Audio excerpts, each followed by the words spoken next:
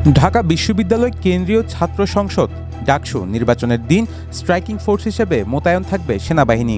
Vote গ্রহণ ও গণনার সময় ভোট কেন্দ্র ও বিশ্ববিদ্যালয়ের 7টি প্রধান প্রবেশপথে দায়িত্ব পালন করবেন সেনা সদস্যরা। মঙ্গলবার রিটার্নিং কর্মকর্তাদের সভায় এই সিদ্ধান্ত নেওয়া হয়।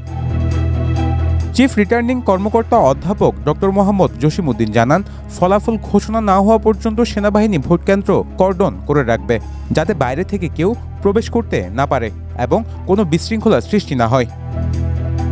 সভায় আরও সিদ্ধান্ত হয়, ভোটের দিন ঢাকা বিশ্ববিদ্যালয় মেট্রো রেল স্টেশন বন্ধ থাকবে এবং নির্বাচনের 7 দিন আগে থেকেই হলগুলোতে কোনো বহিরাগত অবস্থান করতে পারবে না।